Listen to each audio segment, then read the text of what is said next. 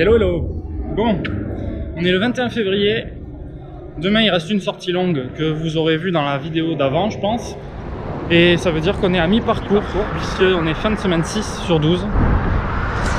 Et donc c'est l'heure peut-être de faire un petit bilan, du moins d'avoir une réflexion sur un paramètre de cette prépa. C'est mon allure marathon. Alors déjà petit bilan rapide de ce plan jusqu'ici. Honnêtement j'ai pas à me plaindre parce que j'ai des très bonnes sensations jusque là. Bon bien sûr l'endurance fondamentale, ça c'est la nouveauté pour moi d'ailleurs, l'endurance fondamentale que avant je n'appliquais jamais.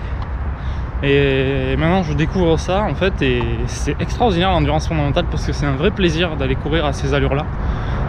Et il paraît que c'est très bénéfique en plus, donc il faut pas hésiter à courir en endurance fondamentale.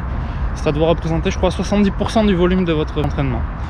Les fractionnés je les trouve pas si durs, en tout cas j'ai du plaisir à les faire et j'arrive à les tenir. Les sorties longues c'est pareil, à allure marathon j'arrive à les tenir. Je me rends compte que ce qui est limitant chez moi en fait c'est un peu la chaleur. Quand il y a du soleil j'ai un peu plus de mal, que ce soit sur les fractionnés courts ou sur les sorties longues. Mais en revanche donc j'arrive à tenir ces allures là. La plus grosse difficulté que j'ai eue c'était le week-end dernier, donc en fin de semaine 5. Je vous renvoie à la vidéo dans la description. Il y a eu le samedi 10 fois 30 secondes en côte. Et là il y avait de la chaleur. Bon c'est un truc assez intense de base. C'est pas du sprint mais par contre c'est une allure assez soutenue. Qui est en termes d'intensité qui est plus forte que l'allure 5 km. Donc c'est quand même quelque chose de rapide. Puis surtout c'est en côte. Donc voilà. Mais surtout voilà, ce qui m'a limité c'est le soleil en fait, le soleil qui a tapé et donc une certaine chaleur alors que tout l'entraînement se déroule en hiver globalement. Et là le week-end dernier j'ai eu cette sortie en côte où il faisait chaud et le lendemain la sortie longue à allure marathon, donc c'était 4 fois 10 minutes et pareil il faisait chaud et je sais pas, j'ai l'impression que je suis vachement sensible à ça, c'est-à-dire que dès qu'il y a une exposition directe au soleil je me réchauffe assez vite, peut-être parce que je suis pas épais aussi et du coup j'ai assez vite chaud finalement. Et malheureusement la chaleur chez moi c'est un truc que j'ai du mal à gérer en course à pied. J'ai l'impression que mes performances baissent assez vite. Mais bon, du coup j'ai eu du mal sur ces deux séances là, même si j'ai réussi à tenir les allures quand même, mais de temps en temps il fallait que je m'arrache un peu, entre guillemets. Mais à part ces deux séances là, globalement le plan il se déroule très bien. Il y a une petite tache, voilà. Il se déroule très bien. La seule chose qui me fait douter c'est les 4 heures au marathon. Et ce qui me fait surtout douter, c'est l'allure que j'ai choisie pour m'entraîner.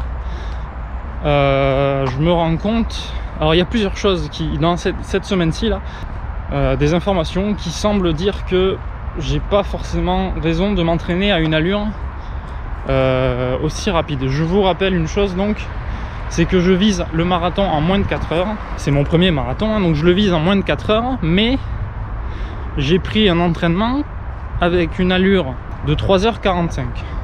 Donc le jour de la course je suis censé courir en 5 minutes 40 au kilomètre, mais je m'entraîne le dimanche sur les allures marathon à 5 minutes 20 au kilomètre et j'en suis conscient, c'est un truc qui est... Enfin, c'est pas un écart négligeable. Typiquement dans mon plan d'entraînement je vous résume ça aussi. Mon allure 5 km c'est 4 minutes 35 au kilomètre. Mon allure 10 c'est 4 minutes 55 au kilomètre je crois. Et mon allure de semi-marathon c'est 5 minutes 05 au kilomètre. Il faut savoir que toutes ces allures je les ai mises, je les ai choisies grâce au calculateur d'allure du site Running Addict. En fait c'est les allures que j'ai réussi à faire sur mes meilleurs temps pour ces distances là à chaque fois. Globalement c'est ça hein. Le truc c'est que ma meilleure allure sur un 5 km elle date je crois minimum d'il y a 1 an. Mon allure sur 10 km c'est encore pire, ça fait 1 an et demi je crois. Et l'allure semi c'est un peu plus proche, c'était à Marseille-Cassis en 2018, donc il y a 1 an et demi. Alors que le Marseille-Cassis d'il y a 6 mois, enfin même pas 6 mois, je l'ai fait moins rapidement que ça. Donc je sais même pas si c'est toujours d'actualité quoi ces performances là. Cela dit, depuis que je m'entraîne à ce marathon là, donc ça fait 6 semaines, je crois que je me suis jamais senti aussi performant entre guillemets. Et je me dis que les allures sur lesquelles je m'entraîne, je les tiens parfaitement et même des fois je vais un poil plus vite.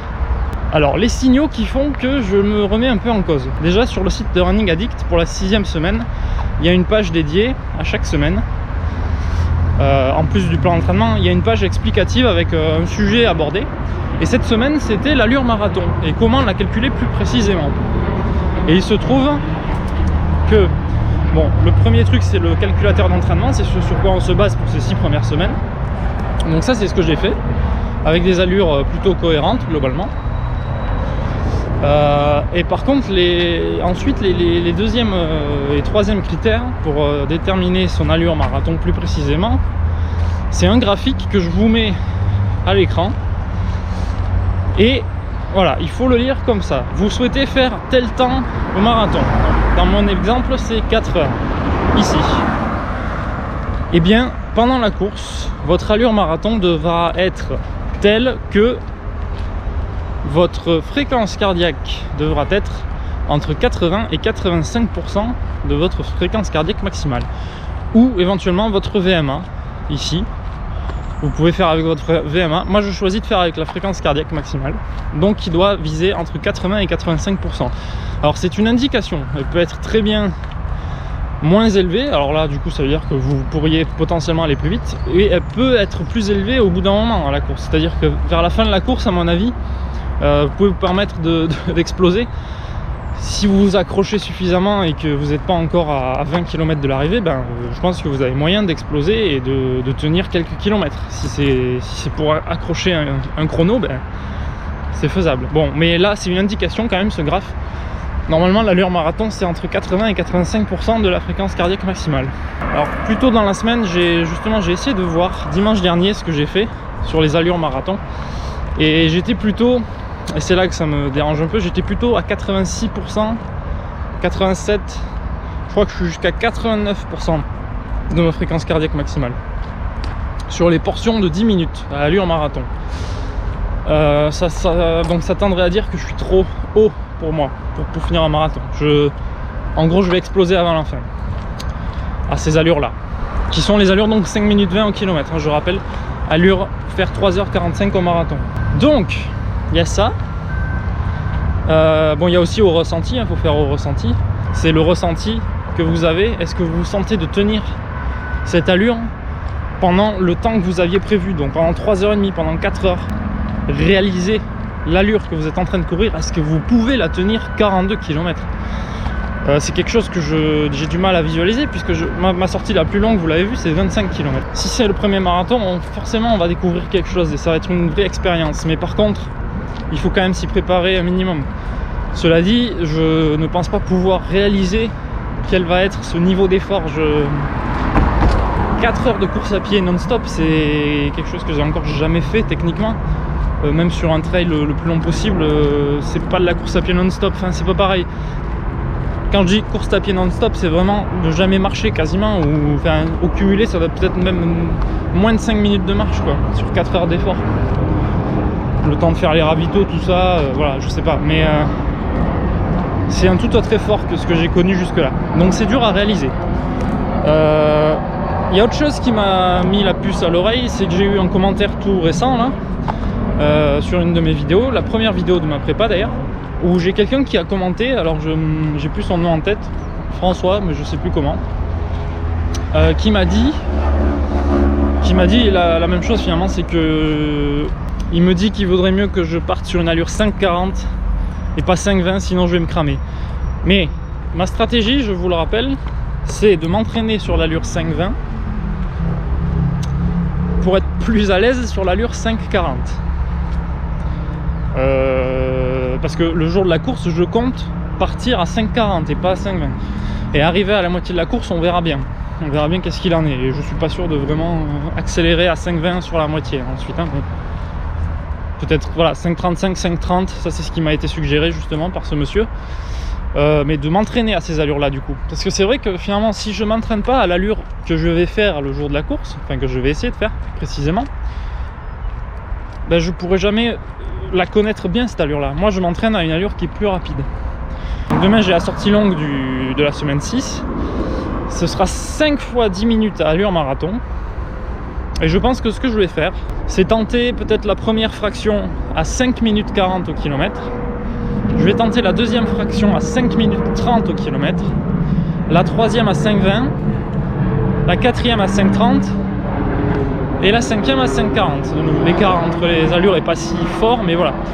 Je vais faire une petite pyramide et essayer de voir quelles sont les allures, d'essayer de me rendre compte et voir quelles sont mes sensations. Et surtout voir ma fréquence cardiaque sur ces allures-là. Parce que 5,20, bon, j'ai vu qu'en 5,20, en 5 minutes 20 au kilomètre, je suis plutôt entre 85 et 90% de ma fréquence cardiaque maximale. J'aimerais voir à combien je suis quand je suis à 5,30 et quand je suis à 5,40. Donc ce sera l'occasion de faire ça demain. Et suite à ça, je vais voir autre chose.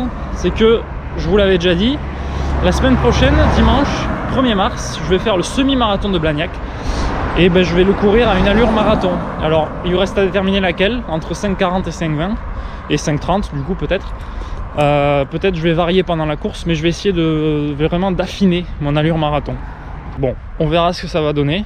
J'avoue que c'est pas facile de se dire que tu viens de faire 6 semaines à avec telles allures, et là on te dit tu devrais rétrograder parce que tu vas te cramer le jour de la course. Je comprends tout à fait et je suis parfaitement, je suis pas parfaitement d'accord, mais j'ai une tendance à être d'accord avec ça. Mais avant de le faire, avant d'appliquer ce conseil, et je remercie quand même ce monsieur de me dire ça en toute franchise, parce que faut pas hésiter à confronter un peu les certitudes d'un coureur, parce que quand on est tout seul, on est rarement challengé par des avis extérieurs qui sont vraiment pertinents. Alors cela dit, je dis ça, je sais même pas quelle est la pertinence du propos de ce monsieur qui m'a commenté ma vidéo, mais j'ai tendance à donner du crédit à ce que me disent les gens.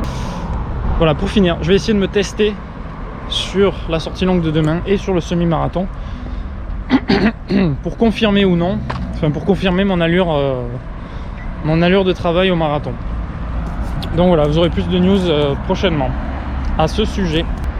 Donc voilà pour ce bilan, c'était surtout un bilan au sujet de l'allure marathon en fait, un bilan retour d'expérience sur les 6 premières semaines du plan.